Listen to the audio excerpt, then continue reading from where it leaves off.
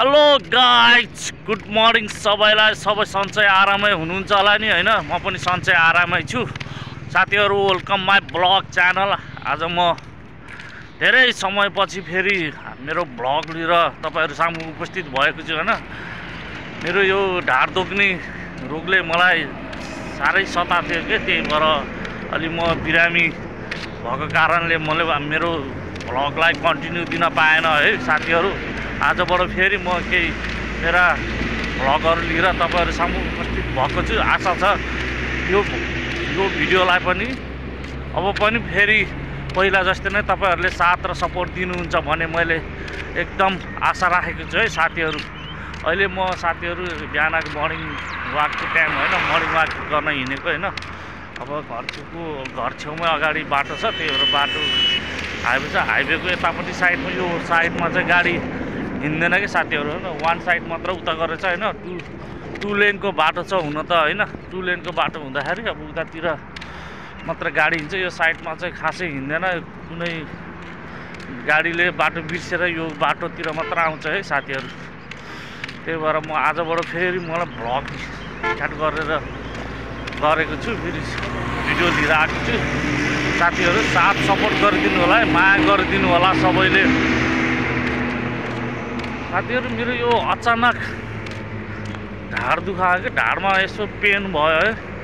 अनि बेलुकातिर चाहिँ एकदम सुत्न थालेको, सुत्नै सकेन के। यस्तो उतार्नु पर्ने नसक्ने गरेर यता छड्केबाट नि उतार्नु नपर्ने, यता साइडबाट नि उतार्नु नपर्ने गरेर एकदम दुखायो क्या ज्यान।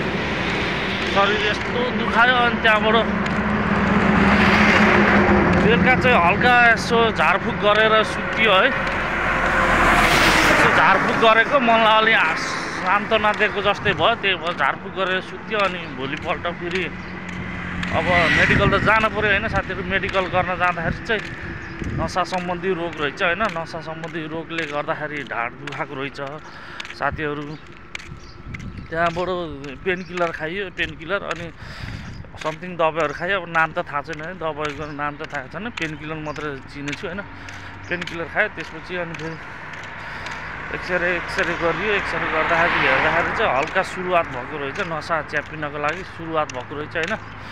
त्यही भएर फेरि मैले त्यहाँ यो हाम्रो स्वास्थ्य चौकी हो कि यहीँ भेडाबारीको होइन, यो मुकुन्दपुर पहिला अहिले गाईघाट नगरपालिकाको यो के भन्छ नि, नगर अस्पताल छ कि साथीहरू यहाँ भेडाबारीमा होइन। त्यही नगर अस्पतालमा देखाउँदाखेरि हल्का नसा च्यापिनको लागि सुरुवात भएको छ भनेर भन्नु। अनि त्यहाँबाट आएपछि अनि यसो बुढीलाई पनि पहिला त्यस्तै भएको थियो होइन।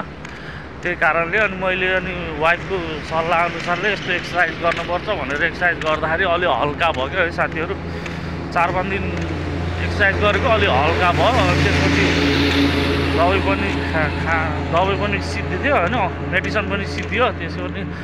त्यसपछि अनि 2 दिन मलाई समथिङ दुखेन क्या साथीहरू।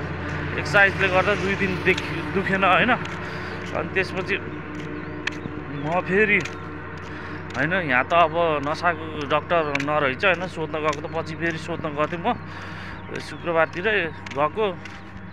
त्यतिखेर शुक्रबार हो कि शुक्रबारतिर गएको सोध्नलाई, बिहिबार शुक्रबारतिर गएको सोध्नलाई सरकारी बिदा भएर डक्टर नरहेछ होइन। डक्टर नभएर त्यो कम्पाउन्डर हुन्छ नि त्यहाँको होइन, टिकट काट्ने कम्पाउन्डर के भन्छ त्यसलाई, कम्पाउन्डरलाई सोधेको।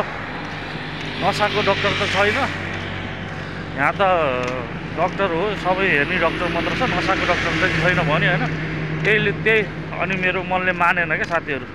अनि मनले नमानेपछि अनि म यस्तो तरिकाले हुँदैन, आफ्नो शरीरलाई हेलचेक्राइचे गर्नु भएन भनेर म फेरि भरतपुर यो आस्था चोक भन्ने ठाउँमा हस्पिटलको नाम चाहिँ बिर्सेँ है साथीहरू।